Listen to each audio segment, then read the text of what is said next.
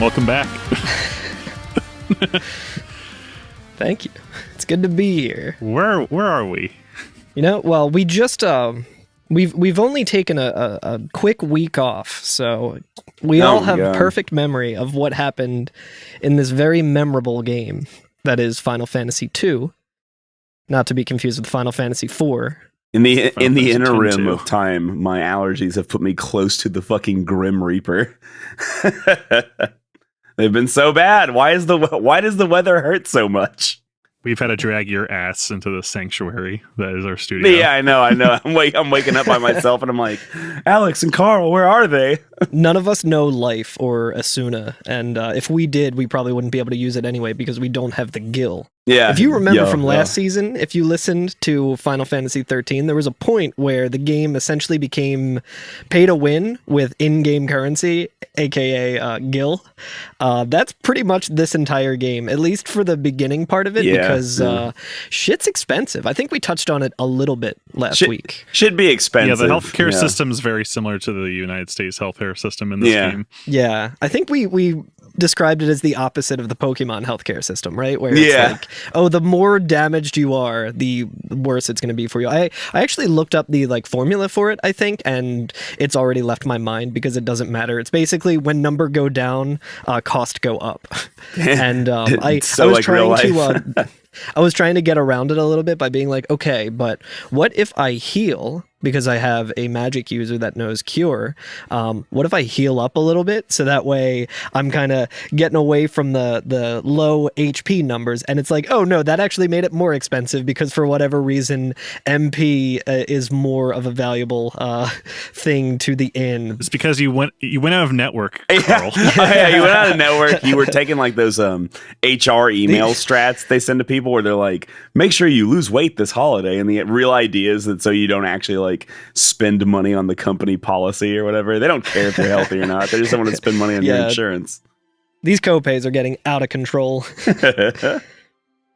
But yeah, we're in the first town still. We haven't journeyed out into the big wide world just yet. The one that we woke up in because our party immediately got fucking owned, depending on which version you're playing. In all of them, you still get owned, but some of the newer ones have a nice little cutscene for you. The NES one just immediately throws you into a battle that you cannot win. Yep. But we have a lead though, right? From Altair to go to, I think, Finn or Gatria. Gatria. I think it's Finn is the first one that I believe Finn is where we're trying to. Gatria does connect to. Yeah, we're trying to head to Finn. So I do want to talk about the leads that we get in this game because I feel like my whole thesis for this season is going to be like, oh, at the time, this was probably cool. I say this a lot in older Final Fantasy games that kind of drag on a little too long when I'm trying to be generous about it. But I think most people are kind of saying like, oh yeah, you want to go to Finn. It's been overtaken by the Empire that just kicked the shit out of you that you should probably steer clear of. The princess herself was like, we don't want you guys getting your fucking ass kicked again. You can just chill here and we'll take over. Not actually, I was going to say to be fair, but you don't have to be fair to this, but like, they're kind of like, hey, you shouldn't go to Finn, where maybe your brother is, like nudge, nudge. And it's like, why would you tell them that? Like, if you don't want them going there. They're like, damn, you really should stay away from Finn, a place that totally rules and you should go to someday. Don't go there. Yeah. And to kind of describe what Finn is itself, this is the kingdom that all of the rebels once lived in. Like, there's the Finn Castle and the surrounding city of Finn that was sieged by the Empire, and everyone had to flee. And that is now why there is a resistance building. We are in Altair, and there's a very inconspicuous building that is the rebel hideout that is just like across the street from like the shop or the inn or something, and they're like, this is our hidden our hidden base, the largest house in town. It's got like the big like neon Burns casino thing out front that just says like rebel hideout. But on the way to Finn, actually, you know what, before we leave the town, I apologize, I don't mean to jump ahead or anything. No, please. But in town, did you all see that NPC that when you talk to him says that this is the Every F and FF podcast? I thought it was very weird that they put that in a game from 1988. But yeah, they had put incredible it in the Pixel foresight. remaster, but you have to do a lot of bullshit to get it in the original. So That's they right, kind of just that's made it easier to access in the re-one. The secret is out. Our the name of the podcast is a reference to this game that no one has played. Now you know. There you go. All right, I'm sorry, Alex. Please go ahead. But basically, yeah, I'm getting used to the battle system, and so Which version are you playing? You're doing Pixel Remaster? I'm playing Pixel Remaster. Okay. I dipped my toes into the GBA and PSP versions, since I still have the GBA copy from our FF1 season. So you're not playing the Famicom, or as I like to call it, the no accuracy version of this game. Yeah. Whoops, no accuracy. Whoops, no accuracy. That's right. But stumbling my way through the wilderness, we come across this town of Gatria, which is a nice little quiet town. It's on the way to Finn as well, so like that's kind of I can't remember specifically, but I don't know if anyone has mentioned Gatria to any kind of like anything that would make us be like, oh, we need to go there first. I think most people are talking about Finn, but as we're making our way there, you're probably taking some damage. You're pretty low on HP and everything at this point, so you'll see this tiny little town and be like, oh, I can go in there and rest at an inn, so I'll stop in and see what's going on. Which really is good JRPG rules, just like stop by whatever town you're near. And that's really all it has to offer, to be entirely honest with you. There's not a lot going on in this town. Yeah, it's surrounded by enemies like hornets and leg eaters. I do like the leg eaters. To give a little information on my Final Fantasy II journey so far, I am pretty much at the very end of this game on the Pixel Remaster, because we have had a couple more weeks off than we anticipated between recording, so I just kind of was like, well, let me just get it out of the way. And on behalf of that, and trying to keep my memory fresh with it, I am going to be doing another playthrough of this game on the NES version, and Curtis is not wrong. The accuracy in this game is terrible. My god. Multiple rounds of all characters missing. Multiple rounds. Yeah. Where you'll just sit there and and it's different weapons. I got people up front, I got people in the back, I got people using bows, I got people using swords. Just miss. Yeah, if you want to play along, good God, why? No, I'm just kidding. I actually do really like this game. But if you want to play along and you're not sure which version, I would probably recommend the Pixel Remaster. And then if you want to be out of your mind like me and go back and kind of experience the true suffering that Sakaguchi and gang wanted everyone to feel when they played this game. The real FF2 starts here. There is a fan translation of it that I've been playing through that was graciously provided to me by Curtis. Yeah. There's also don't tell Nintendo. Yeah. There's also a lot of really good mods for the FF2 Pixel Remaster if you're playing on Steam. Like I mostly got over there just to like swap out the font that everyone was complaining about, but there's a lot of really cool like hybrid like fan ports of different sprite models. So like they took the models from Record Keeper and combined it with the color palette of the Pixel Remasters to get the kind of this pleasant like kind of combination of the two things. There's like a lot of really cool little things you can tweak. Yeah.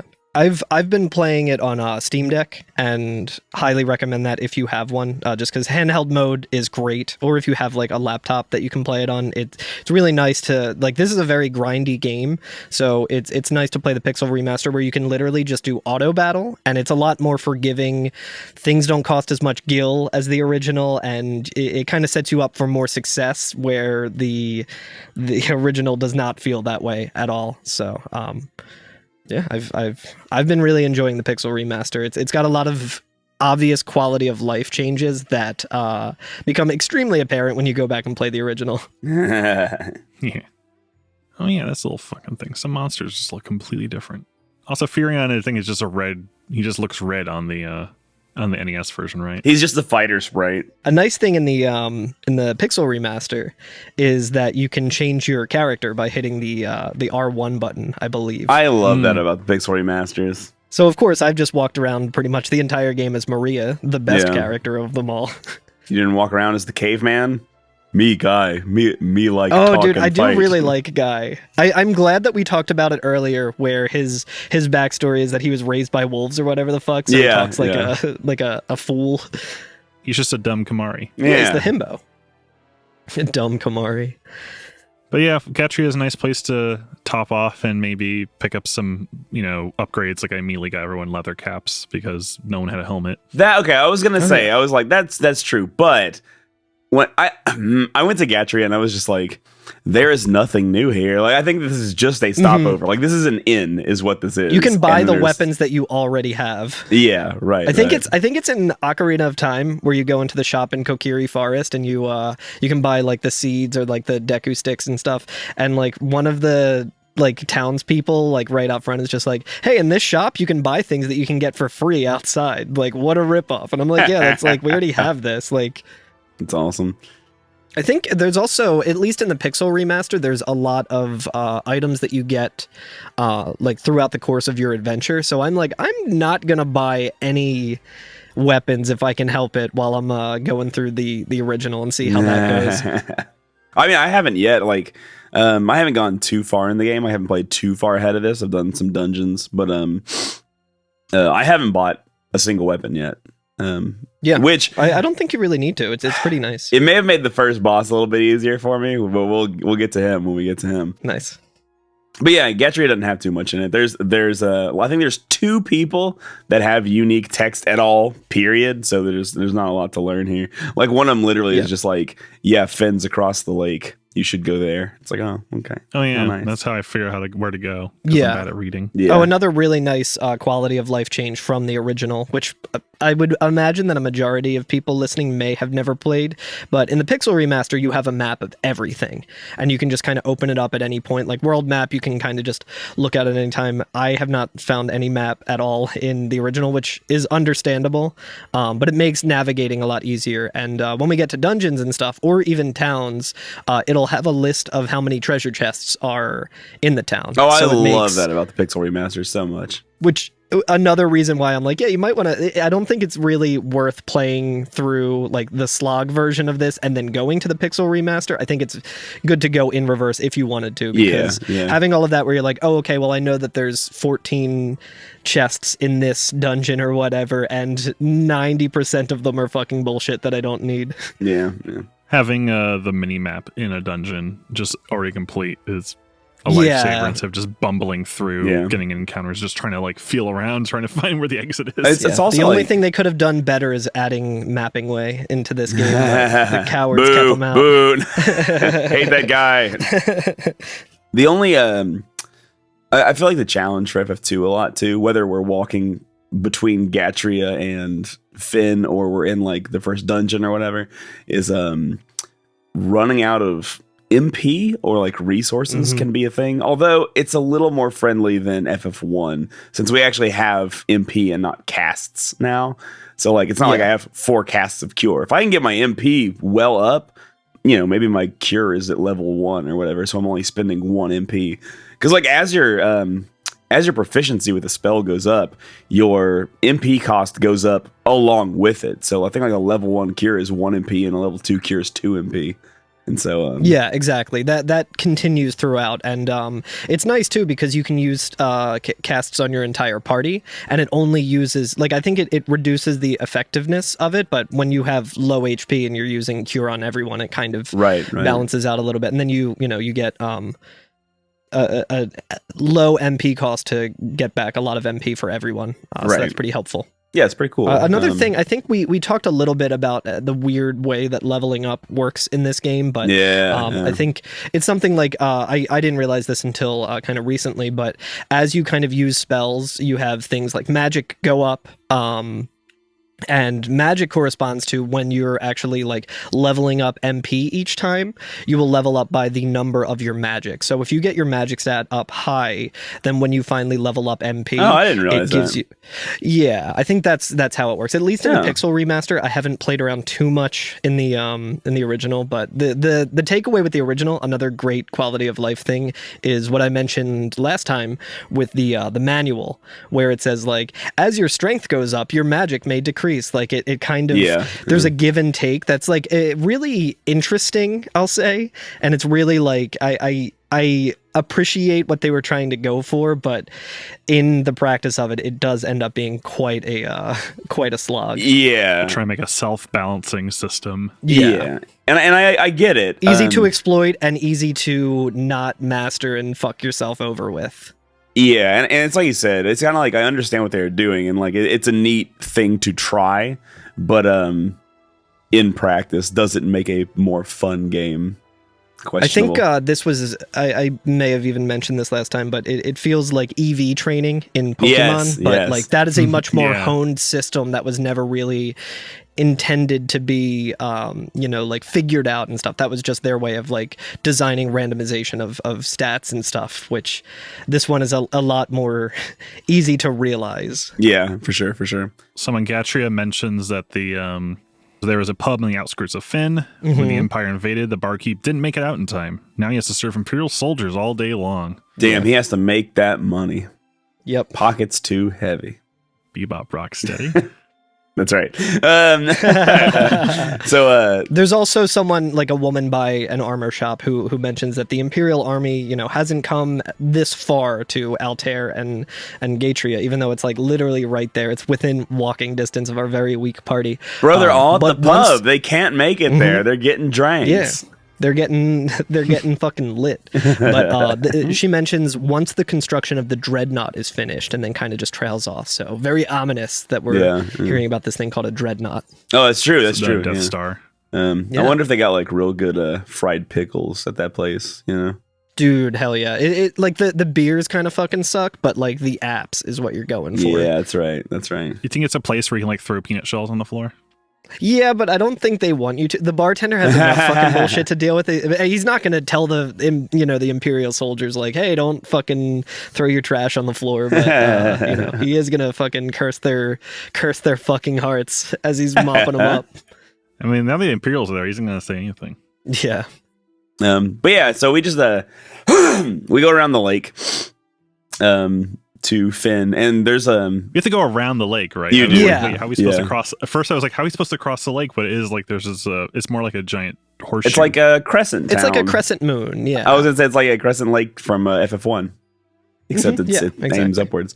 But yeah, there's actually like a castle component and a town component, much like the first town in Final Fantasy 1, except we're not allowed to go into the castle component yet. So if you like try to, you'll just bump against it. You can only access an interesting change between the original and the Pixel remake is that in the Pixel remake you can actually go into the town and get it on your or into the castle and get it on your map and everything, and you can see like the treasure chests that are there when you look at the map fully.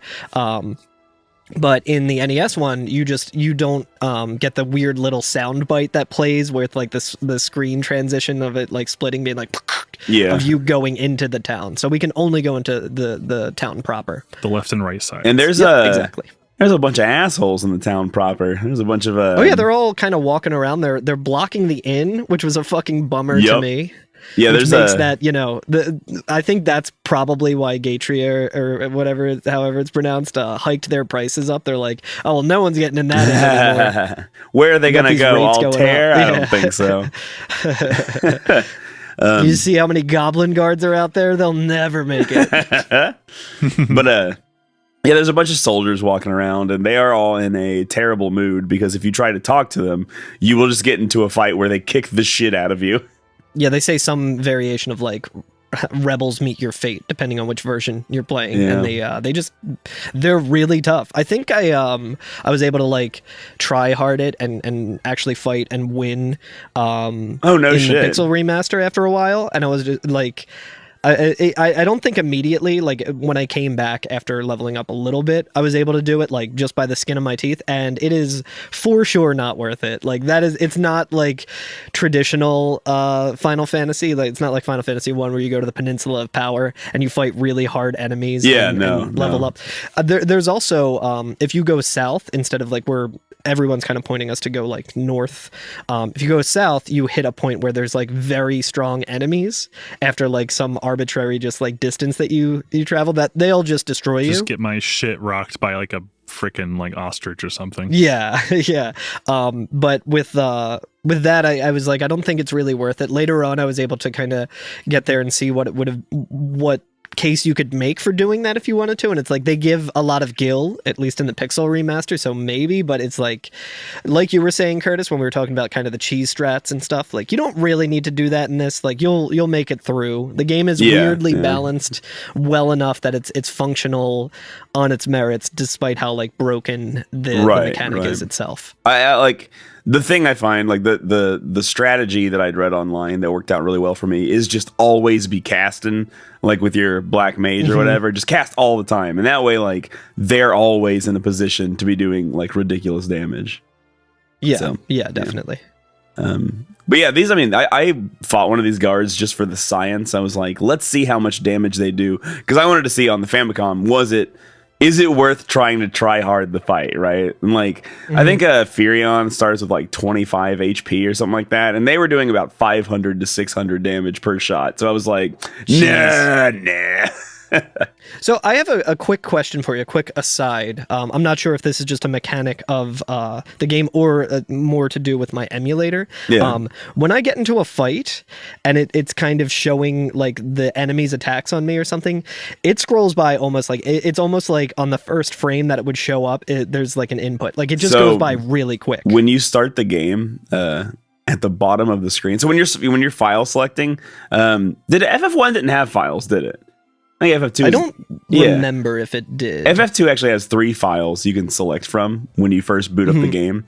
3 or 4, I think, right? Yeah, and when your cursor is on one of them, if you press left or right, it will change the box speed, like how fast the box goes away. Okay, perfect. So you can press left a couple times and get slower. I was trying to I was eating carrots to try and evolve my eyes to the point of being able to see past 60 FPS or whatever. It is like first or second frame. Like as soon as it pops up, it's gone. Yeah, and you're just I hope I learned something. I think my reasoning behind it was I'm like, well, this game's going to be slow. There's no run button. Like that hasn't been modded into my ROM or whatever. So I need as much time through. Like it's a slow game. So yeah, battle speed all the way up. And then I was like, oh God. Yeah. Like I'm like looking and I like blink a little bit. I'm like, I think I saw that Maria got MP up, which is what I was going for, which is good. And then I just have to like, how much gil did I get? Oh, 34, because this game is really mean with how it gives you gil. Yeah, it is. Yeah, which, by the way, for a reference or whatever, the spell fire is $400, and you're like battling and getting like Phoenix down. 10, I don't think I have gil. the screenshot right in front of me. A Phoenix down is like 5,000 gil or something. Yeah, yeah. If you want to revive, it's gonna cost you. Speaking of which, not that bad in Pixel Remaster. Actually, did I do it here or did I do it later? I did it a little bit later. Remind me to talk about shops when we get to shops. Talk about that. Sure. So the town, like you were saying, mostly it's blocked off by guards and soldiers. But there is like a way that you can worm through the town and go around outside. You can bust those back walls and kind of like go around the perimeter of the town and get to that pub. Yeah, it's kind of interesting how it does that too. There's like a one tile space that you can walk without leaving the town, that you just walk all the way around the town and go down to see. Like you can see from within the town that there's the pub, but there's no way to get to it without walking around the outside. So yeah, it reminded me of anything else that you want to do in the town is blocked by a soldier. And I did test this in the Pixel Remaster. If you fight and kill one of those soldiers and you win that battle against them, they do not disappear. I was like, I can probably get into the shop or whatever, and then there's no one in there selling anything. But I like killed the soldier, and it took me a while, and then it like put me back out, and there was still just like the ... above his head. And it was like, if I talk to him again, he's just like, rebel scum. Wouldn't that be sick though? Shit. That would be an incrable skip. Or whatever. If you could get like really good equipment early or something that you couldn't afford, but it costs 17,000 gil. Yeah. You're fighting grimps that give you 20 cents. But in the pub, there's also a whole bunch of soldiers who will kick the shit out of you if you talk to any of them. Yep. the bartender is there. Just go. You walk in and you talk to one of them, and one like looks over and just puts on fucking Dropkick Murphys or Flogging Molly or whatever.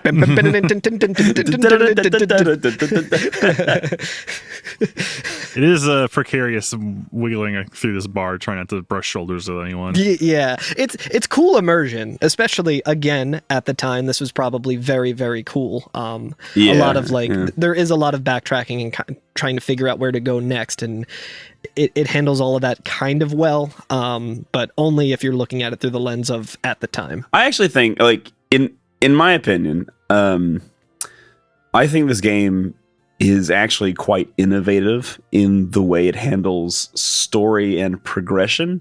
Agreed. There's a lot of options. Like, it's not open world or anything like that, but there's a lot of like travel options between places, and ways to like the ways to handle travel is really interesting, and the amount of like story that's given to you is, I mean, it's the best until FF4, right? And I think at the time, the games to beat were like, Dragon Quest and Phantasy Star for stories, which in its own right was detailed enough. Like, there's progression in Phantasy Star 1 and 2, right? But like not on the level that FF2 has. Like, FF2 has like a narrative and characters and towns that change over time in a way that's like really pretty amazing. Like, there's a lot of mood to it. Actually, the scene we're getting ready to do right now, I thought was incredibly like dire and like a very like, tragic scene for a game that's like, it looks like FF1 still. So especially as a follow-up to FF1, where it was literally like you walk around a lot, you go into different caves and stuff, and then like eventually you get to a town where you talk to 8 like wizard guys or whatever, and the last one's like, here's your canoe. Like, in this, it's a lot more elegant. Because now we make our way behind the counter to the only sprite that's not a soldier, and presumably the barkeeper that we heard about. And we talked to him, and he's like, hey, like, customers aren't allowed back here. Like, like, he says, I tell you, the Imperial soldiers got no courtesy whatsoever. Like, he's complaining about them. Like, to who he thinks is like, he thinks we're soldiers, because why else would we be there? And then we'll use the gingerly put our finger against his lips and say, Wild Rose. Indeed, we do, actually. So we're actually able to use the that's the only thing we can say. Yeah, we can use that ask function and use Wild Rose that we learned earlier from Hilda. And he's like, oh shit, you're with the rebels, all right, let's go. And he basically says like, oh, the fucking Prince of Kashan is in the basement. Like, right now, he's been like, I guess looking. Yeah, there's a secret door in this wall. Like, you can go and check out this injured soldier that's in there. Yeah. That he's been taken care of. Like, he's putting his neck on the line as well. That's right. Actually, yeah, I guess. And then he says, Prince of Kashan is Gordon, right? Now. And I guess Sean Scott was a soldier. That's pretty. Yeah, I think in the script, at least the script, he just says he's an injured soldier. That's like right, maybe an aide. They are brothers, though. I guess they're both princes. Brother. Oh yeah, they are I guess, perhaps some sort of spin doctor like situation going on here. Kashan has the 2 princes. Want to Wild Rose now? Just go ahead. Yeah. But I do think it's funny is that he opens the door and just leaves. Yeah, he's like, fuck this shit, I'm out, dude. Yeah. Like, I mean, it makes sense too. Like, I think they were saying like, oh, he wasn't able to make it out. Like, he could leave at any time. Like, the soldiers haven't really like, they're using him to like get drinks or whatever. So the soldiers are strong, but they are lazy. He could be like, oh, I got to go and get the other. Yeah, I got. What do I look like? A guy who's not lazy? But you are lazy, right? Oh, don't get me started. But he, it's funny in the NES version. You talk to him and he's like, oh, like he's your problem now or whatever. He says it a lot nicer than that probably. But then he just disappears. His sprite just disappears. Yeah, just disappear. He gets obliterated off the face of the earth. And out of my eyes. It's essentially the same thing as a key door in Legend of Zelda. It just disappears once you have the thing for it. But in the Pixel remaster, he does actually like leave. I don't know if you get to meet up with him in Altair or anything, but it's we can assume like, oh, he escaped. Anytime you see like a character in an old NES game just like vanish instantaneously, like during a cutscene or whatever, to signify that they're leaving. I have to imagine that it's like Rorschach being blown up by Dr. Manhattan. He's just atomized. Who's Steve Jobs? Lick my balls. But yeah, we can descend down into the basement of the pub, or the cellar of the pub, or whatever. Yeah, they always have a nice rug on the floor in these bedrooms. Yeah, one upgrade from FF1, incredible rugs. Real good interior decorating. Actually, say what you want about the Empire. My favorite. They had Hugo Boss throw that rug down. my favorite upgrade from FF1 is we can now see what my favorite upgrade from FF1 is in this room, because there are 3 treasure chests in this room, all containing potions. There is now a sprite for open and closed chest, so I don't have to wonder if I've opened that chest before. Oh, thank goodness. So another thing in that respect that I've noticed is the buttons, it's like A and B. So the Steam Deck has different configuration than the NES controller would. So I'm hitting B to thinking I'm canceling something, and then I'm like, oh no, that's the confirm button, and I'm hitting it and it just says like nothing happened.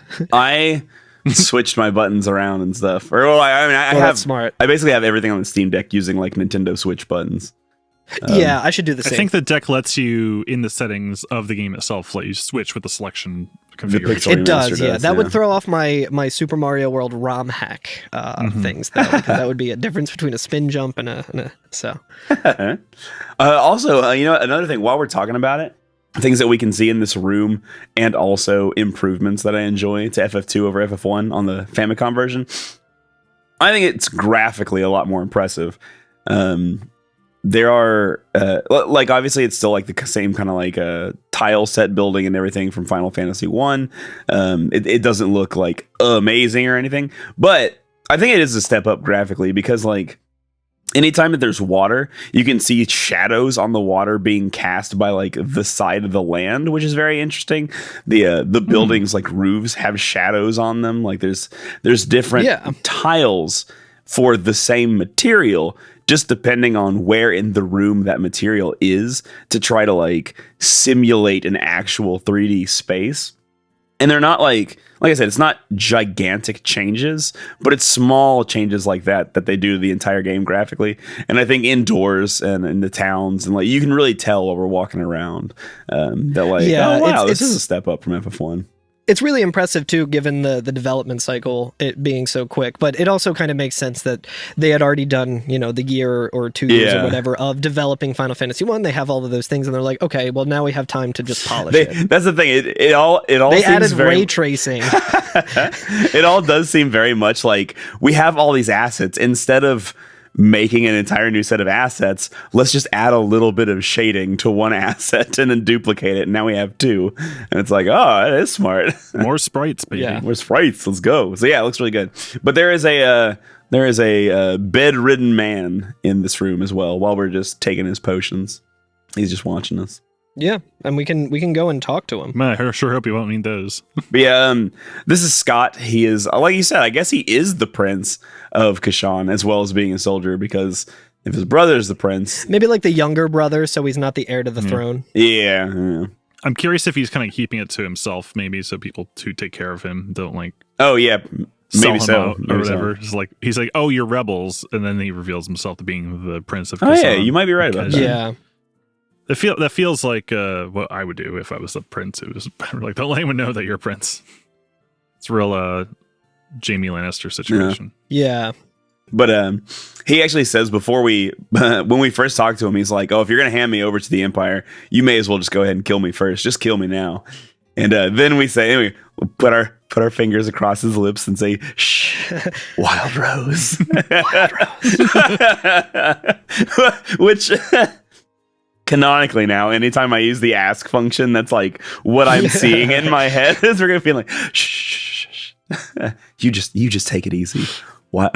Yeah. Hey, chill out. Dreadnought. Like, oh, you're here to talk about the dreadnought. It's like, oh no, I was saying you should not Sunfire. Be dreading, but what's this about a dreadnought? Yeah. What's up? Yeah. Dreadnought, my Scott. Yeah. Yeah, just like people who don't know or like understand certain words. You just go to a town, you talk to some lady, and you're just like, listen here, shush, airship, and like a little like question mark pops up, and you're like, what?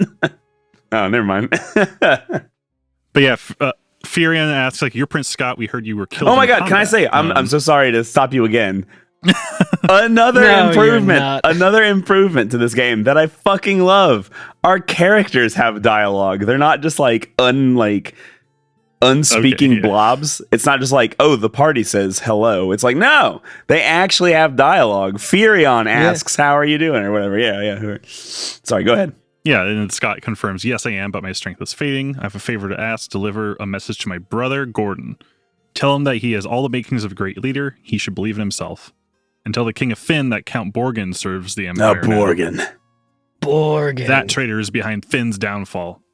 And to Hilda, so yeah, we got a big shopping list. Yeah, we do. Yeah, I know. Yeah. It's like, come on, dude. I was like, what was it supposed to? Okay, so Hilda is the leader? No, wait. yeah, we're like trying to like counting on our fingers, like, hold on, wait, you want me to do what now? And to Hilda, my love will be with her always. No, don't tell her that. I am a dying man. Oh, she should find another love.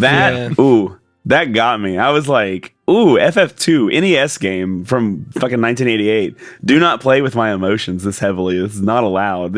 You are too early of a video game to make me think about this. So yeah, like, he's like, yeah, do not tell Hilda that I love her. Like, as his like dying words, he's like, do not do it. And you're like, oh, okay, that's fucked up. That puts a really rough moral dilemma on us as well. Yeah. I'm guessing he just doesn't want us to like go find her, like just to save her, because people think he's already dead. Well, yeah, and he says he's like, what does he say? He says like the words of a dying man will be no help for her or something like that. Yeah. Yeah, she should find another love in one of the translations of it. Yeah, that's Maria asks if he knows of Leon. I guess Maria's brother. Yeah, we're still looking for Leon. Yes. Not to be confused with Leon. Yeah. Scott says, "Sorry, I don't." But he gets out of bed and presents us with this ring. Oh, he says, "Take this ring. It should prove useful. And please let me rest now." And he just flickers out of existence. He gets Dr. Manhattan. Ligma. Yeah. And I don't trust rings that people give me. Yeah. We're still a little gun shy after the last I was going to say it's called Scott's bomb ring. And we're like, wait a minute. But yeah, so he gives us a ring. And we are left to go give the bad news back to Altair. Yeah. We got so much bad news. We're gonna be like, Gordon, your brother's dead. It's feeling like a Final Fantasy game. Everywhere we go is just things aren't going great. Yeah, he doesn't love you. You should find he said he doesn't love you. Yeah, we mix up the things that we're supposed to say. We go back and talk to Hilda, and we're like, you should have faith in yourself. She's like, okay. And we go talk to Gordon, and we're like, Gordon, you need to find a new love. Yeah, he does not love you. Yeah. He was very adamant that we tell you that he doesn't actually love you. Dust it off my hands. He made that very clear. Another job well done. Yeah, that's right. Hey, what's this button on this ring do? Well, yeah, we make our way back to Finn. Maybe stopping for the only inn in the area. We're coming from Finn to Altair. Yeah, but we can talk to Gordon in Altair Village if we wanted, which I think I didn't do, but I guess you can.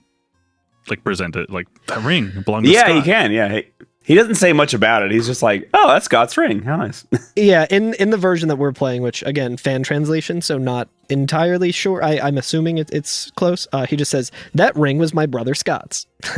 How nice. But in the Pixel remaster, we get to deliver the message and say, he says, oh, so he said I should regain my thank you, brave ones. Oh, so he's very happy that we relayed the message and that he can start believing in himself. Yep.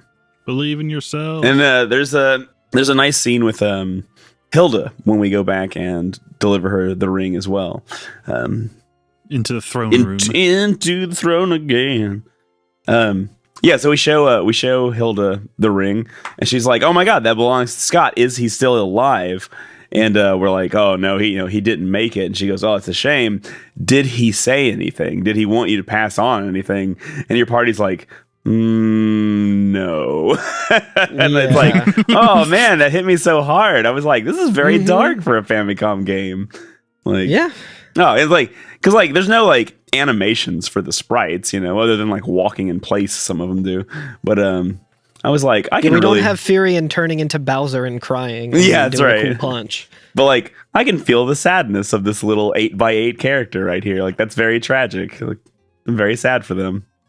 Yeah. I wonder too, like what I would do in this situation. I'm like, I would probably make sense to honor the dying man's last wish, and then once everyone gets out of this after the Empire is dealt with, then maybe being like, hey, just so you know, he did say this. But yeah, maybe. Yeah, don't tell him I told you though. don't tell him I told you. That's also a good way to get haunted. Is breaking a dying promise. But we basically try to return the ring to her, and she says like, you know what, you went through the effort of breaking into Finn and talking to him, and you've done us a service. You keep the ring, and we're gonna let you in on like what we're doing, like what our plans are. Like it belongs with someone of valor, is what she says. She's impressed that that we infiltrated Finn essentially and got this. It's something that no one else was able to do. She's like, remember when I told you not to go to Finn? You did a pretty good job going to Finn. Yeah, I mean, fucking Minwoo, I think his name is, right? Yeah. He literally said, like, the first step on your journey is to go to Finn. Yeah. There's no time to stop at the inn. Just get there. I don't trust this guy. I sure hope he doesn't become a party member soon. Yeah. Because a party member with sap that could be used indeed. To excess, to lose a lot of gil. But she mentions that we need to find someone who can get us mithril. We need to find the rare mithril. Yeah, so I forget Army's equipment. I forget if she says it or if somebody else says it, but there's a she does say it here, and we have the option to learn that skill, which is a different color in the Pixel remaster. In the NES version, it's in like the brackets. Yeah, doesn't somebody say like the reason why that the Empire was able to take over Finn so quickly? Right after she tells us about the mithril, and we learn that, we can ask her about it, and she says that we lost Finn because the Empire had weapons made of mithril. Like they were no match; they were just outclassed with the weapons. Yeah, but she does mention that a rebel in Salamand named Joseph is looking for mithril, but he hasn't reported back. Will you go with Minwoo to Salamand and look into this? So we finally have a direct order or mission to get one back over on the Empire. Right. So we can find mithril, make some weapons out of it, and hopefully be able to fight back. Before we leave on our journey, do y'all want to go to the inn? Maybe take a little rest. Absolutely. Pay those exorbitant copays. Yeah, exactly. Right. Guys, I left my wallet at home. I'll get you next time. Yeah, we can't get past the lake to the north without some kind of boat. We're gonna have to ask around. Hopefully, we don't have to talk to that dreadful Minwoo. And we'll see how it goes. He's right behind me, isn't he? All right, I'll see you when I get back.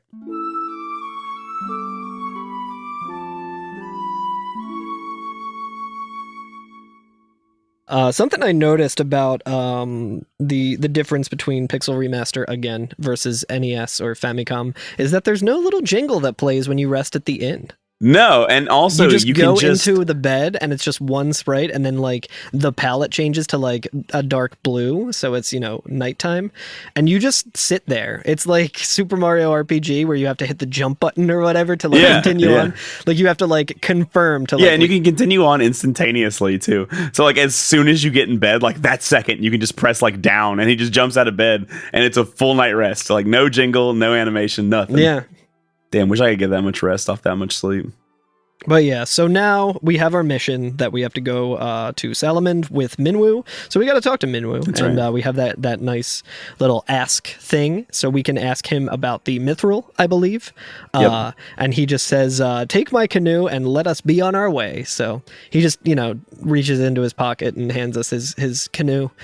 He either has like Dragon Ball technology. Or, it's like Capsule Corp. Yeah. Or, I mean, he's a wizard, so it could also just be magic, Do you think he can like create the canoe like Skyrim, like bound weapons? He has a bound canoe spell, or do you think it's more like a pocket dimension where he can summon it from, like Bahamut? I think he knows like warp or teleport or something, so I would assume it's more of a pocket dimension. Okay. Do you think Rydia could summon a canoe as well, and she just never did?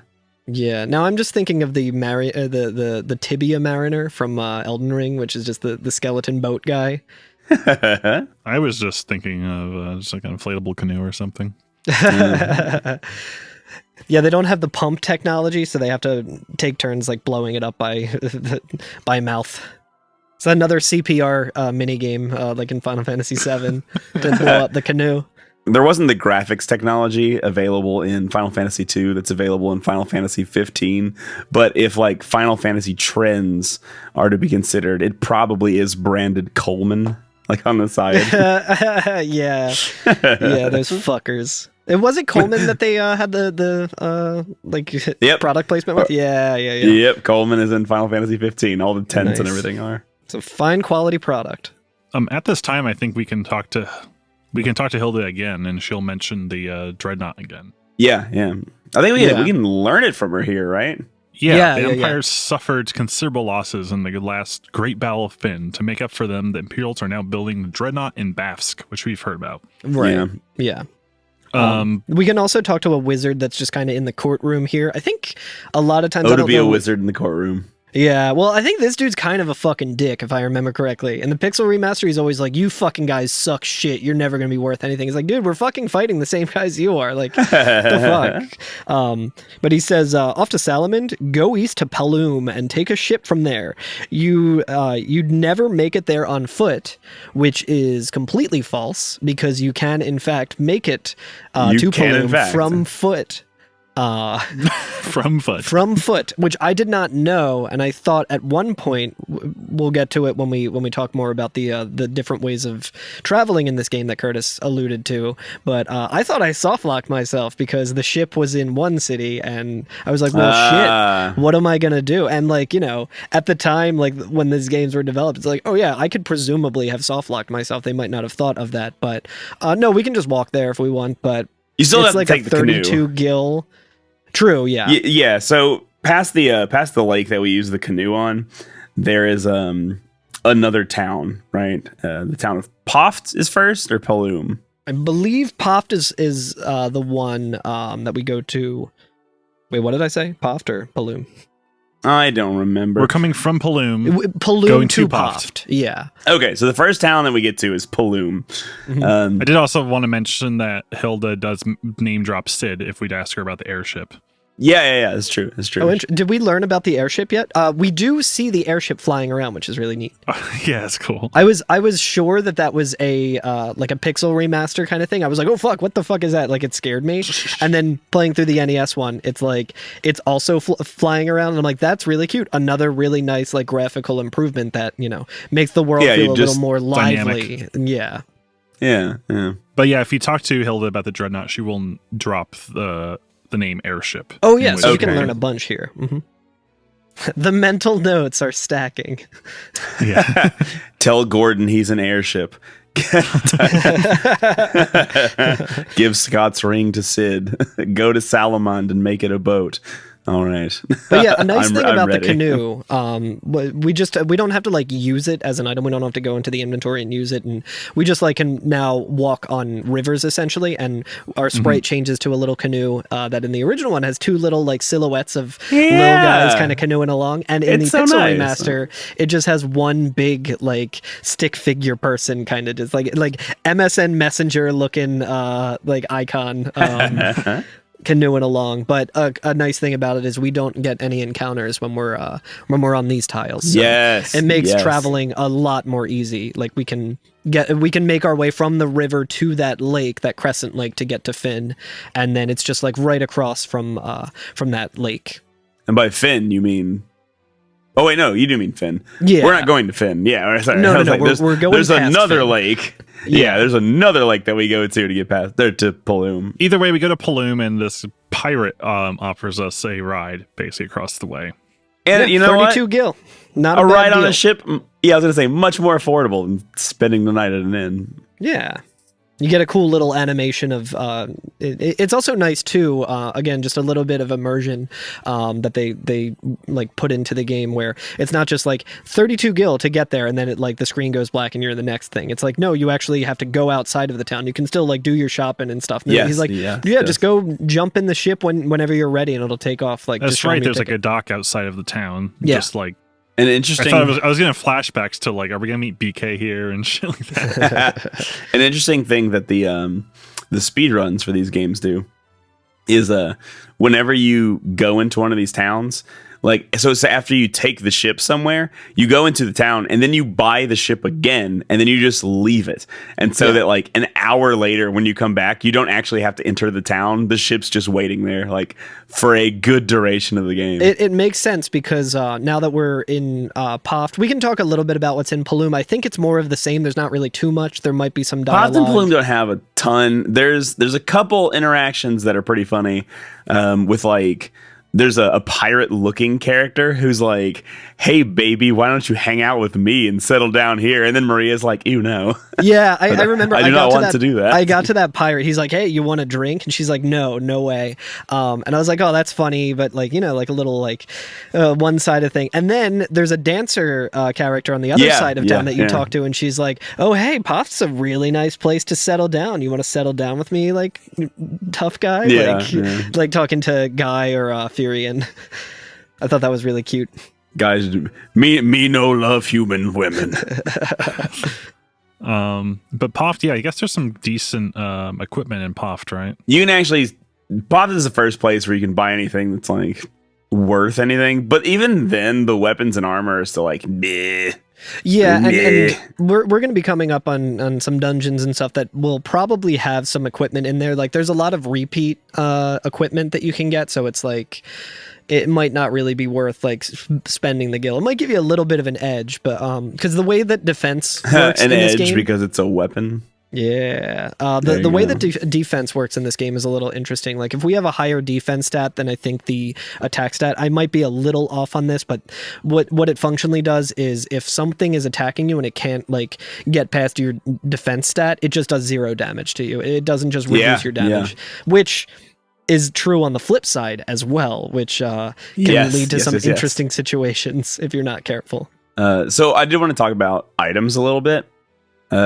In Final Fantasy 1, I think when you go into a town and buy items, you had an option of like potion, antidote, like one or two things. There was not a lot you could buy, right? In FF1. The item stores in this game have 3 desks. There's 3 counters, even in the Famicom version, and they sell all kinds of items right from the get-go. They sell ethers. I was like, what? Holy shit! They're expensive as shit. Expensive and basically useless. I mean, at least in the I haven't used any in the NES version yet, but I picked up a couple in the Pixel remaster, and it was like, you've gotten back 20 MB, and I'm like, well, that is fucking worthless. Yeah, in the Pixel remaster, you can just pop them like potions and take like fucking 20 to like get back up to I think in the NES one, the inventory management is going to be a lot more of a thing that you have to do, because I'm assuming that there's limited space, and there is a trash can icon, so like you can drop things and items and stuff in Pixel remaster, but I'm sure it's probably not as generous. It's probably going to come into play a little more. In my experience, it's actually not as bad. Because, at least in comparison to FF1, because in FF1, the items that you had equipped were still in your inventory. And in FF2, the items you equipped are no longer in your inventory. They moved to the character. Which is interesting, because in Final Fantasy 1, we did get some items that were like, oh, these gloves cast this spell or something, and you can use it in battle. But I think you needed to have it in your, like, if you had it equipped, I can't remember how that all worked. You had to have it in your character, like that character, to be able to do it. Right. Okay. Yeah, and you can it's the same in this. Like, if you have it equipped, you can actually go into the items in the Pixel remaster and just like go all the way to the bottom, or like just hit up once and then select it and you can use it. Yeah, but like the inventory management, at least as far as I've found thus far, hasn't been too bad, because getting new equipment that we can then use doesn't take up valuable space in the inventory, which seemed to be like the thing with FF1, where it was like, well, I'd like to have another item, but I do need to, have a shield or whatever. So I guess I'll not have the item. But we'll see how that goes when we get more items later in the game. So I don't know if I'll feel the same way later. Yeah, but we kind of make our way to a bar that's in Poth. And there's a quite a lot of dialogue in here. People seem to be a little concerned about what's going on in Basques. And I've just pronounced both cities very stupidly, I'm pretty sure as well. But whatever. But yeah, you go up to one of the NPCs there and you talk to them and they say, Basque, the city to our east is occupied by the Empire. They're building something terrible there. And then you can go up to any of the other patrons there and they say... Yeah, what does the guy in the bottom left corner say? So the guy in the bottom left corner actually says, Basques, the city to our east is occupied by the Empire. They're building something terrible there. And, what about, there's a guy next to a table. What does he say? He says, Basques, the city to our east is occupied by the Empire. They're building something terrible there. And no, did you talk to the bartender? Yeah. Would you want? I was gonna say. Do you want to let me know what the? I will. Yeah. Let me see if I have. Let me see if I have the dialogue. He says something really interesting. It's very. He does. He does. And I gotta scroll to it. Yeah, this is missable too. Actually, it's optional dialogue. Steam deleted my photos. It crashed a second ago when I was looking at that photo, and it. Fix your game, Steam. It's okay. I have the screenshot here. Yeah, do you have it? If you would. If I remember right, he said something about the town of Basque to the east, and there being they're building something terrible there. Is that right? Yes, exactly. Yeah, everyone just says the same thing, and I think in the this is actually really funny. In the Famicom version, all of the sprites are exactly the same. In the Pixel remaster, Sid and Sid's first mate or whatever. The Wookiee. They have two different sprites. But I was walking around. I think the second one I talked to after remembering this specific bar where everyone just says the same thing, including the bartender. I went up to Sid and was expecting him to say the same thing. And he's just like, oh, yeah, you want to ride on my airship? Talk to that guy. And I was like, oh, right, Sid. Yeah, right. I love Sid in this game. So this is the first Sid in Final Fantasy, right? This is the origin point of Sid Final Fantasy, his name. And it's there's not that much dialogue that he gets. He doesn't move around a lot, but he seems like a real shit ass to me, and I can't quite put my finger on why, but I'm just like, ooh, this guy's a dick. I love him. I think it's just everyone is kind of talking about, the Empire and the dreadnoughts happening, and everything's very stressful and stuff, and he's kind of just on that grind set. He has risen and he has begun to grind because he's just oh yeah, you want to go somewhere? Yeah, talk to this guy and pay him. He can't really be bothered to say anything. He's just money. I think that's what I like about him. Yeah. He wants really the money, but he's not into working to do it. So he's hired somebody else. He's make that guy do it. Talk to that guy. I don't want to talk to you. You can go over and talk to the other guy as well. And it gives you a list of cities that you can kind of fly to. And you can do that right now. And you can kind of go and explore if you want and stuff. But there's not too much of a reason to, in my experience. Difference between FF2 and Pixel Remaster. Yes. In the remaster, there are 8 to 10 options of where to fly. And you can just skip Salamand and go right to the first dungeon. Oh shit! Wow, nice. We're going to Salamand to talk to Joseph and ask about the Mithril, and he'll send us on a quest, whatever. And we go to the first dungeon. In the Pixel Remaster, you don't have to do any of that. The airship has an option to just take you to the first dungeon, and it will just spit you out in front of it, and you'll be like, well, here we are. Yeah, progress in this game is very strange, because I'm not really sure. Obviously, there's going to be some things where a keyword is going to be important, and you need to do it to make progress and stuff, but I think that might actually explain what I did. I think I didn't go to Salamand, because I think by the time I went back and was playing it, I had forgotten, or I just kind of ripped through it that I wasn't taking notes or anything that I forgot about it. But when we get into the cave and do what needs to be done in the dungeon, I went back to the town and they're like, oh, thank you so much for saving everyone. And I was like, wait, what happened? What did I do? I did the thing, but I didn't realize that I was doing the thing. How about the fact that we have not been to a dungeon yet. There's not been a dungeon or a boss yet. And including that we're going to Salamand, there's been 6 towns in the game thus far already. Yeah. And I 6 towns. I think a critical look at this would be like, oh my god, dude, it's so like it's so much back and forth, and it's so it's kind of like a fetch quest, and it's just like a lot of padding and stuff. But I don't think that's how this game is. Like I think it's just really world building, and they wanted to be way more focused on story than anything. I think in Final Fantasy 1 it was kind of more about the dungeons and the battle and everything. But this is kind of just like it feels like you're in this world. It feels like this world is alive and things are going on, and you're talking to different people and you're gathering intel, and it feels a lot more kind of refreshing than just like go here, do this. FF1 is very much, I mean, and like it not to its detriment at all. I mean, it's just a thing about it. It's very much go into this dungeon because this is a video game, and in video games you go into dungeons, right? Like that's, and it's good. It's good because of that. But FF2 is very like, no, you go into this dungeon because it is it's directly influenced by the narrative why you are here. You know what I mean? Yeah. Like it's not like there is a MacGuffin in the cave, you should go get the cave MacGuffin.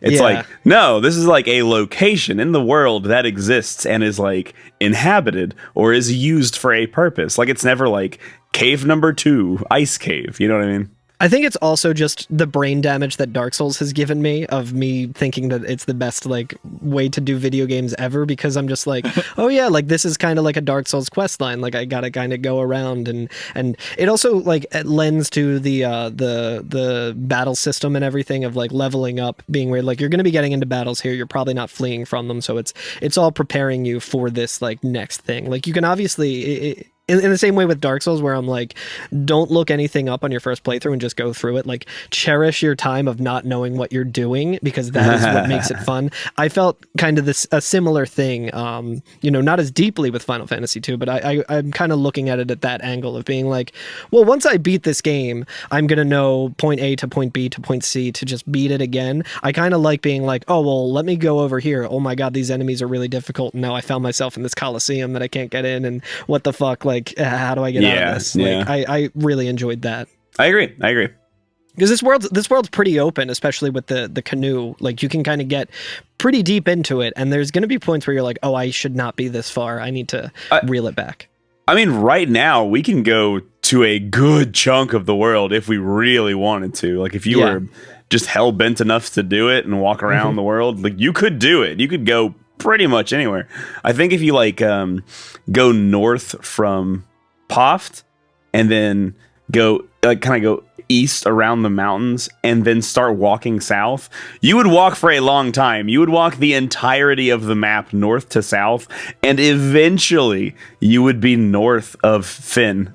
I believe. Yeah. Like it's a long way, but you'd get there eventually. It's wild. Yeah. It's not worth doing because you get to some encounters where you're just dead, but it's very interesting that they had that. Yeah. Yeah, weird game. Also, there's a band of land around the world, which I think about this a lot, that like, oh, there are 2 separate oceans in the world of Final Fantasy 2. Because like, if you think of like our planet, right, there is no way that you could walk around the entire world. At some point, you would have to get on a boat, right? But in Final Fantasy 2 world, in that universe, you could, there's a physical belt of land that goes all the way across the entire world. You can walk across the world corners. Like Curtis is outing himself as a Pangea truther. It's like there was I don't no even Pangea. know what this would. You could never walk. I don't even know what this would be. Because like it's the countries are still together Pangea style, but like they're also all the way around the planet. There's mostly one continent. Cocoon. Yeah, exactly. It's just like Cocoon. It's basically a giant, like almost like a peninsula with some like islands around. It doesn't really make sense to call it a peninsula because it's just like one strip of land, but it's I would love to see it's the this belt country. It's weird. I would love to see it in a globe. The Rust Belt. Yeah, a globe of this would actually be very fun to see, like to see what the world looks like or whatever. Anyway, I have my qualms with bring that up much later on in the game where there's something where that really pissed me off. But yeah, I don't know. I just thought that was like a very interesting thing because I don't think that there's any other Final Fantasy that has that kind of geometry. Geography. Yeah. I am extremely smart.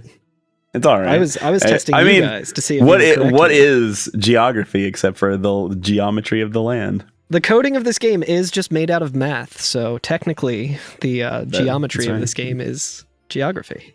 That's right. And vice versa. This game was invented by Euclid in the BC times. Anyway, so we're in Salamand. Yeah, we can get to Salamand. Yeah, we can go to You want to take it from here, Alex? More graphical improvements. I'm sorry, Alex. I just wanted to say Salamand's amazing because it's covered in snow and it looks like it. Oh my god, how did they do that on the Famicom? How did they do that? It's so good. White pixels. Dun, dun, dun, dun, dun. Then in the novelization, this is the birthplace of Firion. Oh, what, really? Oh, cool. Yeah.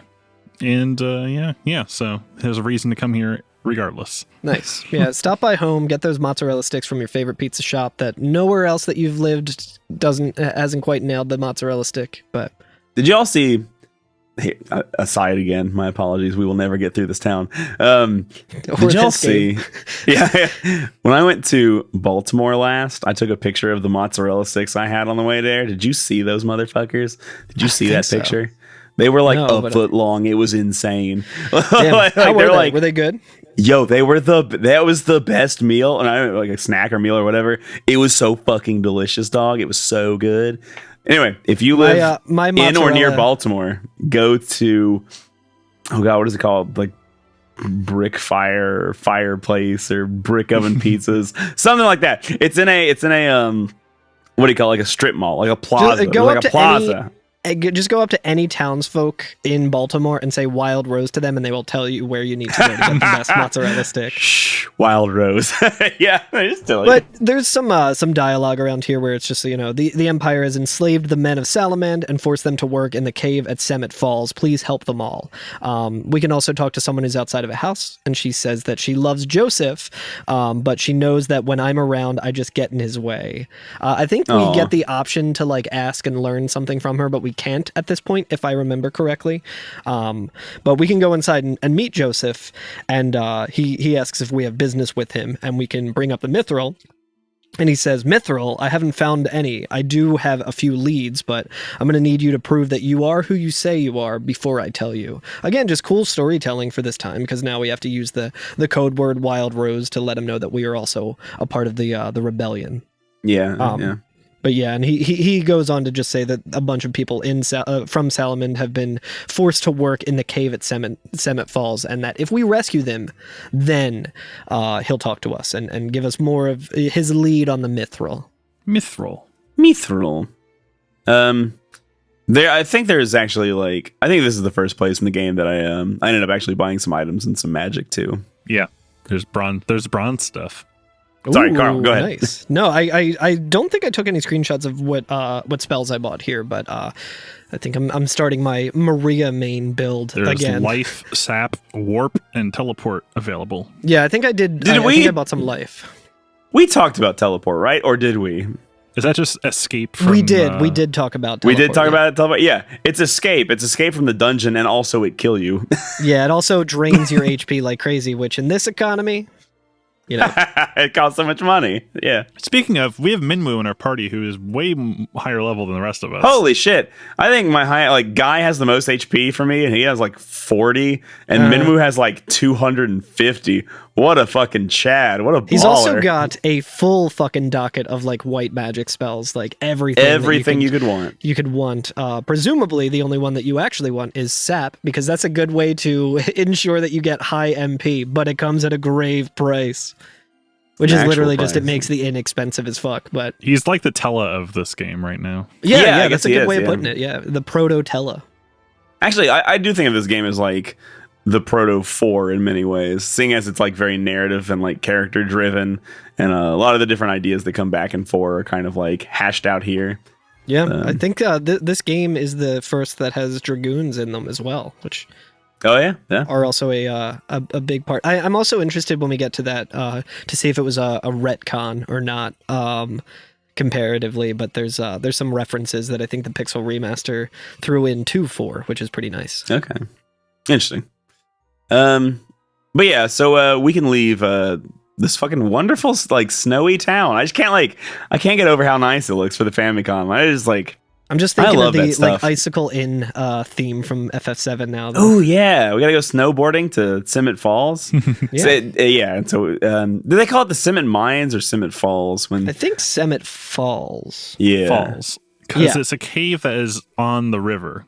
Yeah, the only way to get to it is there's like a lake and we have to go through a river. So we need the canoe to get here because it's cut off from any way. So luckily Minwoo had that. And then towards the bottom of that lake is where the falls are. So that's right. And then which we can't go down on the canoe, which would just make us have to travel, around the long way to get back. But I accidentally crossed the river and just kept going west and then just got my ass beat by birds. That can't happen. Yep. This game do not tell you where to go. Like, it'll be like, yeah, it's in that direction, sort of. Oh, but because I'm excited to fucking talk about that later. It'll be quite a ways away, but it happens in a big way. You can follow rivers. You don't just have to cross them. Yeah. Which just became my strat because I'm like, I don't want to fucking get into any more battles. Yeah. So, Falls. like you were saying, we're gonna take the river into Simmet Falls from its west, right? And then and actually get to like a little piece of land where we're able to go in. And then there's a thing I want to talk about on screen 1. Let's talk about screen 1 of Simmet Falls. Why is there a blue rock here? There's a big blue rock in the middle of room 1. So if you're playing on the Famicom one, I mentioned that you can hit the A button or the B button depending on what controller you're using, and it'll have a little thing that says like nothing happened or whatever. If you go up to that, it's actually named Chekhov's Blue Rock. So I don't know what that means, but we can probably just ignore it. It's fine. Yeah, they were flexing their color palette on the upgraded hardware now. Well, I don't want to give away too much. Don't want to give away too. I want to keep a little something in the pocket and be a little secretive about like what happens in the game. However, this blue rock does not come into play except for somebody mentions a blue rock. That's it. Yes. It does not actually do anything. Why is it here? Like other than for somebody to be like, wow, look at that blue rock. No, I think it is. I think it does come into play if I remember correctly. Yeah. Good old rock. Nothing beats that. This whole trip has been as pointless as that blue rock-shaped rock. Hey, wait a second. All right, it's a large rock the size of a small rock. I don't know how much Alex has cut out or if any of this because I just spoiled some, but we did have a 3 to 4 hour argument just now about the purpose of the blue rock. So I was trying to point out to Curtis that what I see as blue might not be what his perception of blue is. That took about 2 hours. We're all bruised. I have a broken leg. We've beaten the shit out of each other discussing this rock. At one point, I just kept playing Dark Blue by Jack's Mannequin over and over and over again. And I kept playing Blue Monday, and they clashed together. It didn't work. They actually synced up at one point, but we haven't been able to replicate it. Anyway, so we're in Simmet Falls, and it's very similar to Final Fantasy 1 dungeons. I think it has a little bit more dynamicism. What the hell what was Dynamaxtics. It has a little bit more dynamaxtic than the FF1 dungeons, only because there are like there's like pits in it, I guess. Like there's bridges over gaps, and I was like, ooh, more than one floor tile. That's incredible. FF1 could never. Yeah. So except for Mount Gold, that had lava. So I guess it had two. The music's pretty good. The music's pretty good. I do like the dungeon music in this game. It's very good. The music in the whole game's pretty good, I would say. I actually like the OST quite a bit. Yeah, it's really good. Good job, Nobuo. Good job. Yay. You know what? Nobuo, if nobody has told you good job in your entire life, let us be the first. Good job. You did pretty good. That guy's going to go far. Well, I really like the dungeon design here because it's a little windy, but there's not too much, like, you don't have to really do too much backtracking, at least on the Pixel Remaster where you can look at the map right away. I'm sure it would be a much different experience if you're playing on NES, but it's kind of easy, compared to like Final Fantasy 1 where there's sometimes the hidden walls and stuff like that to like wander around. I've noticed that there's a much less of that in this game, which I was pretty happy about. Yeah. The only little thing, the only small annoyance that I have with the dungeons is that every dungeon seems to love to have a door that goes nowhere. Oh no, I want to talk on that as well. Okay. Because I fucking hated that. I was like, this is terrible. Why does this keep happening to me? Well, I didn't like it either. That's why, yeah.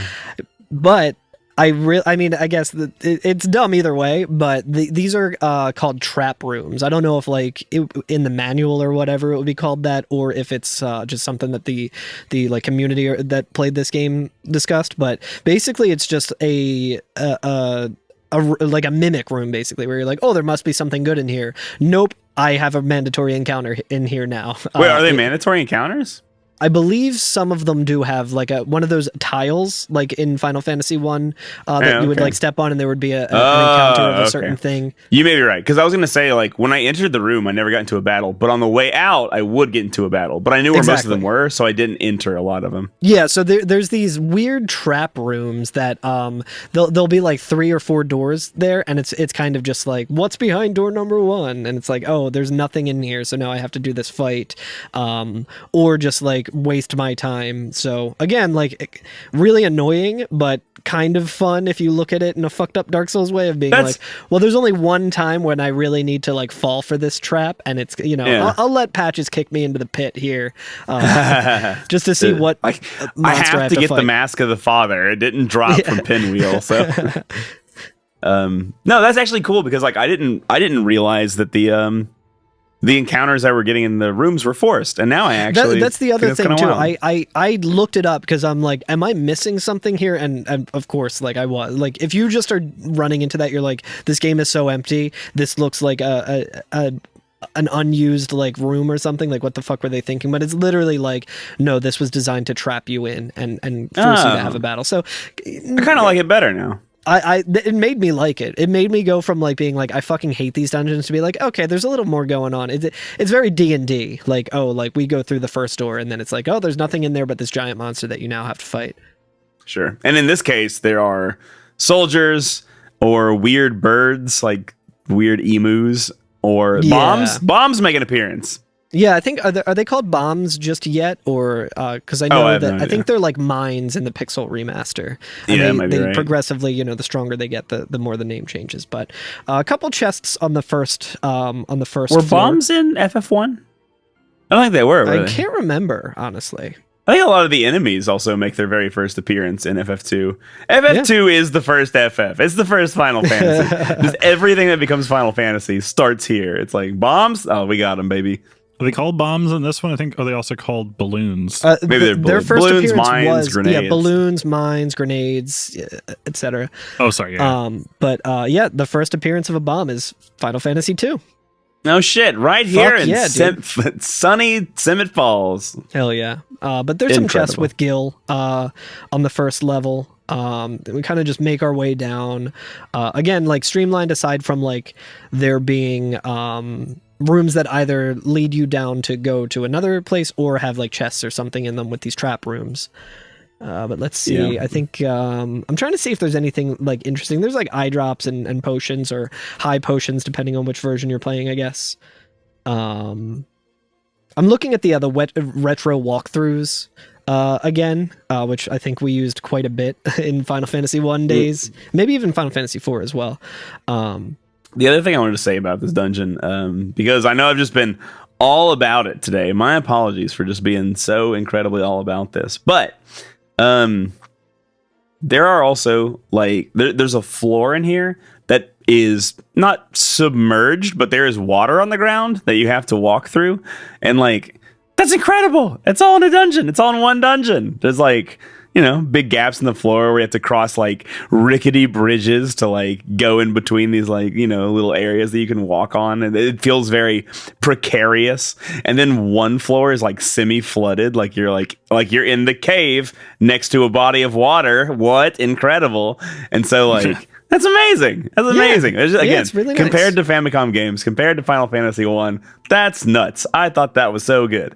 But again, very, very minor thing. Like, it doesn't have any gameplay meaning. It's just there for me. They knew that years and years later, when I played this game, that I would appreciate that, and they were right. I do. I appreciate that a lot. They were correct. They were correct. Incredible design. But eventually we get to a floor, like many of the floors, where there are several rooms. There's several trap rooms. But one of the rooms is the room containing the kidnapped workers from Salamand, right? Yeah. And I think is Paul's here? The ninja? The thief? Oh, yeah. The thief is here, yeah. The thief's here. What is he doing here? Trying to get some mithril, probably. Oh, he's probably trying to steal that mithril. He's like wrong place, wrong time at the scene of the crime. He's like the Lucky Charms leprechaun. He's always trying to get that pot of gold or whatever. Yeah. Do I remember that right? I don't remember. They're always trying to get his I think he was trying to protect his pot of gold from the kids, but I think you're conflating it with the Trix rabbit, who is always trying to get the Trix. I am conflating it with the Trix rabbit. My mistake. Yes. You're quite right. Yeah. Silly Paul. Mithril is for the Empire. But yeah. So he's here, as well as, is it Joseph's daughter's here as well? Yes, which I think she has a different name depending on which volume you're playing. Which version you're playing. I think it's like Nellie in one of them, and Molly in another one.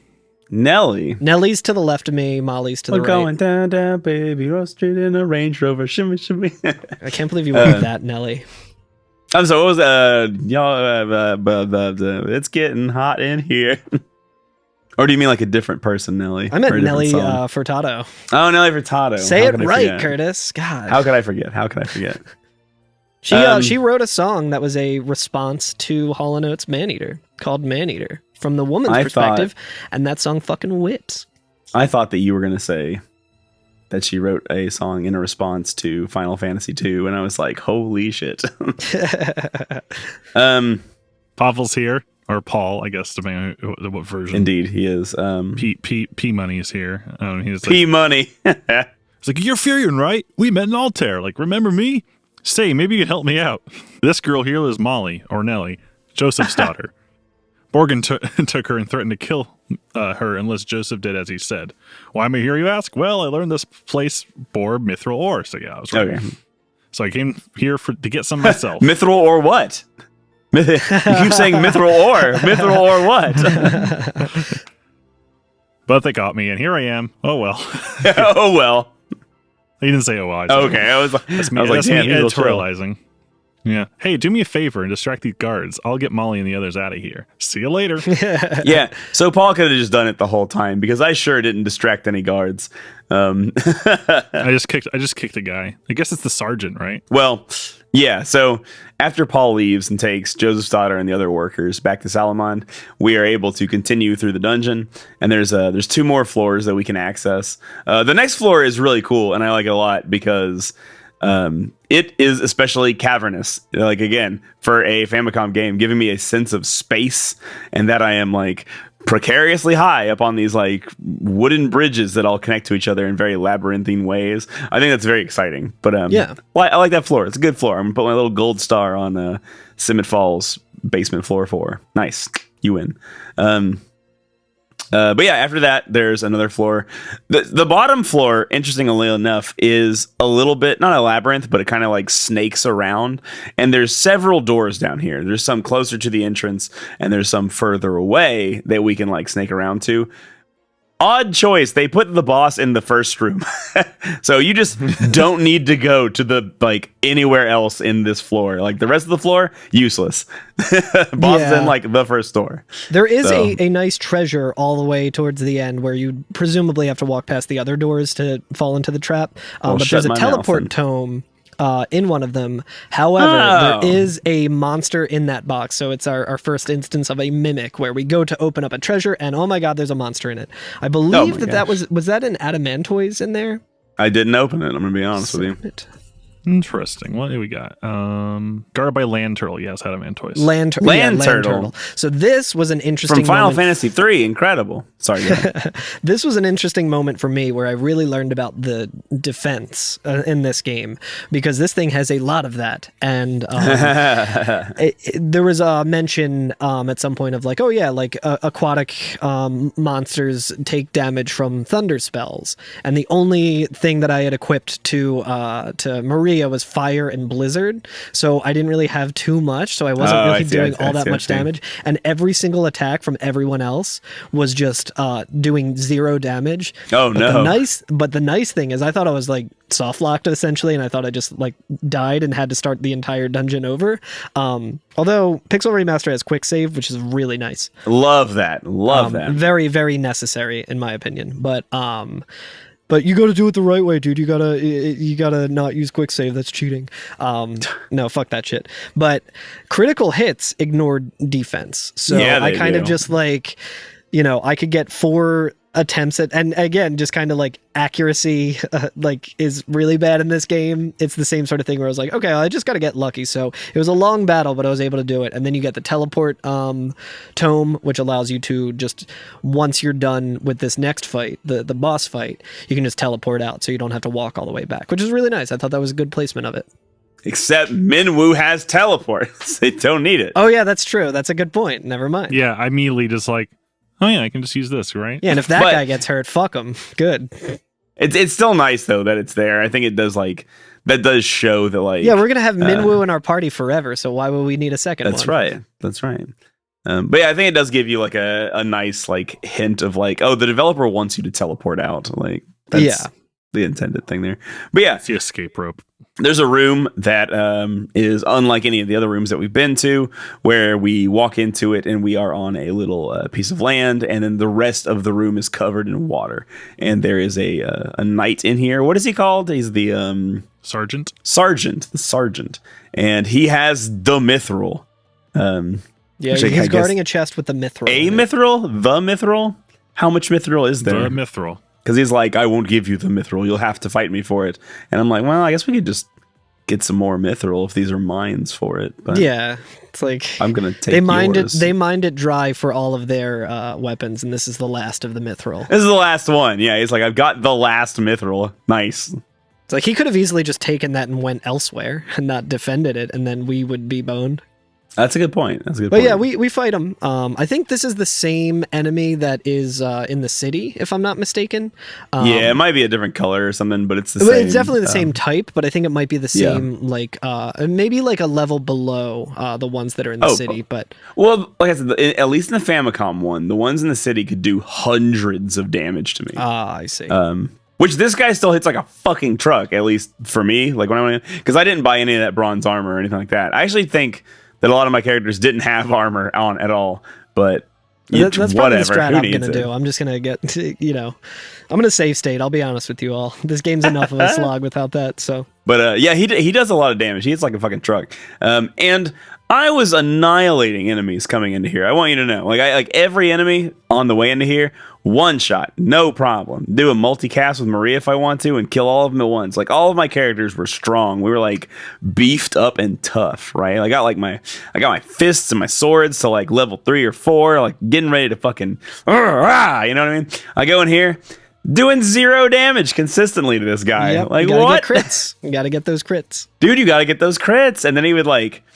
I'd be like, all right, well, at least I have Maria, and she has like fire, which is like leveled up to 2 or 3 or something. So like, I'll fuck this guy up. And he's just like, yo, what if I critical hit Maria first fucking thing? Just pow, and just like killed her. And I'm like, come on. Then he crits Minwoo, so you can't use life. Yeah, well, that's the so like Minwoo has enough HP that he can like tank a shot or two, but not enough HP that he can replace all of it if the sergeant just wants to go in on him. I think it also depends on your placement of Maria and Minwoo. Like you can also put them in the back row. Damn. Back row. Yeah. Well, not Minwoo. I mean, Minwoo is up front, which I should have put in the back. Fine. But I forgot there's rows in this game. It's weird in the Famicom you have to hit select in order to change the rows, but you can actually do it mid-battle during the Pixel Remaster if you forget, so that's pretty interesting. You can change the rows, but not the order. So, interesting thing. Yeah. So, whereas like an FF1, you could change the order, but not the rows.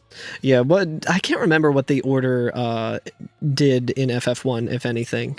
The first character would take 50% of the targets, the 25 for the next, and the last 2 would only be aimed at 12.5% of the time. Oh, interesting. Yeah. Another interesting thing about the battle that I noticed, Pixel Remaster versus the NES one, is if you have like a stack of enemies that are like 8 deep or like 6 deep or something, you actually can't go back to the last like 2 rows or whatever. Yeah. Until you clear out the first ones, which was interesting because I didn't realize that, and I was just hitting over to try and get to one further away. Because if you kill an enemy and then someone else was aiming at it, you get the not effective thing on the on the NES one versus Pixel Remaster, where it just spills over to the next enemy that's available. But I kept hitting over, and with Minwoo, I was trying to hit all the way to the left, but I hit left enough for it to cycle over to him, and he just bonked himself on the head. Which normally would be like, whoops, that's really dumb. Like Waka throwing the fucking blitzball at himself if he's confused. But in this game, it's nice because you're like, oh, okay, well, I just pretty much guaranteed that I get some extra HP, like extra max HP at the end of the battle. That's incredible. Wow. This game rules. It's funny that you it's funny that you mentioned the critical hit thing, because I wasn't sure exactly how that worked. That's at least on the Pixel remake. I'm not sure about the other. I think it is for the Famicom too, or at least something like it, because I would be doing like 0 damage with Furion. I'd be doing like a damage or 2 with Guy, and I was like, dude, am I boned? And then every now and again, Guy would just be like, yo, check it out. What if I did like 90 damage? Wham! And I'd be like, oh my god, all right, let's go. Just a couple of those, because the guy doesn't have a lot of HP. So like, I found, or for my quote unquote strategy, is I was like, well, I guess I'll just keep attacking and keep going, and eventually like Furion will just whip out like 60 damage instead of 0. Eventually. So and like you only have to hit him like 4 or 5 times that way. Yeah, there's a 5% chance of it being a critical hit, and I think there's like a bonus value involved as well, but the bonus damage is not mitigated. It's not mitigated by the target's defense. So it might not take like the actual damage that you would do if you were beyond the defense, but the bonus damage that you would get, like the 60 that you would get, I think that's how it works out. Okay, right, yeah. Because like they Guy and Furion could still, that bonus damage was still pretty good. It looks like also the bonus value for physical attacks is equal to the attack score of the attacker. So I guess that's like whatever your attack stat is. Okay, all right. And then interesting. I assume that Maria would have done good damage, but every time I got her back up from casting life, she would just get fucking punched in the face again and go down and be like, damn it, come on. Ugh.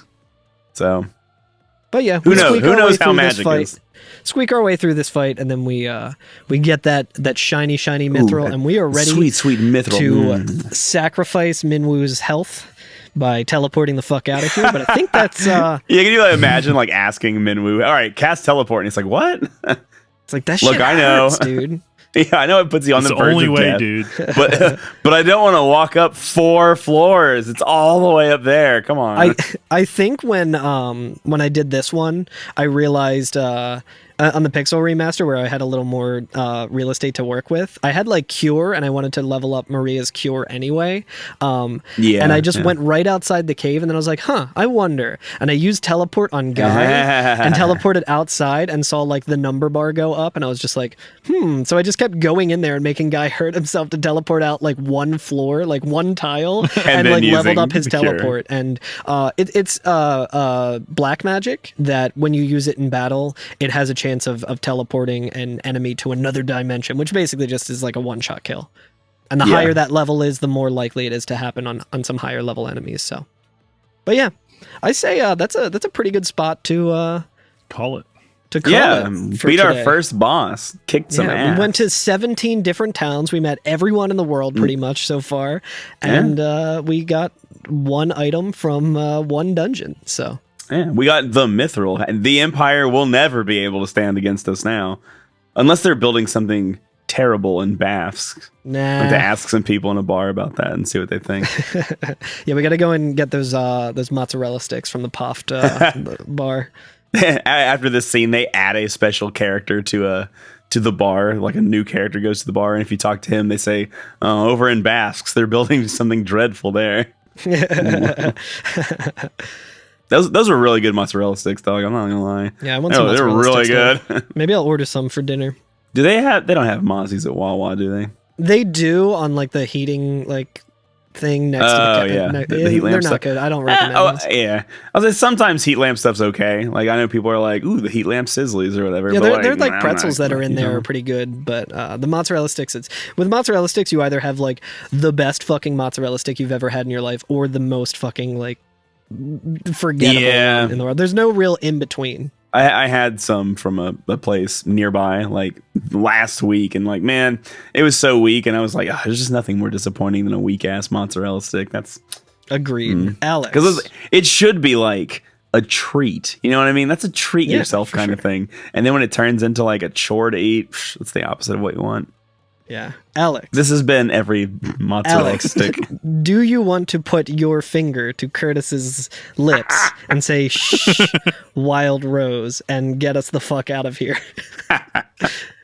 Let's warp.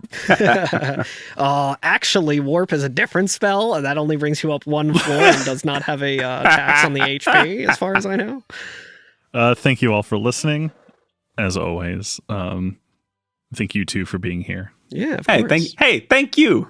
Thank you for being late to band practice to record today. Thank you so much to the Human Fly for letting us borrow your bass player. And thank you to Night of the Round for the theme music. Always a rip. Thank you to Nobu Uematsu for the classics. Be sure to rate, review, and subscribe to those who are listening. You can find us at EveryFNFF on Twitter, Instagram, and our YouTube. You can call or text us at 530-MATERIA and hop in our Discord. And do not forget, the town of Basque is to our east. It has been occupied by the Imperial Army. They're building something horribly big. Goodbye.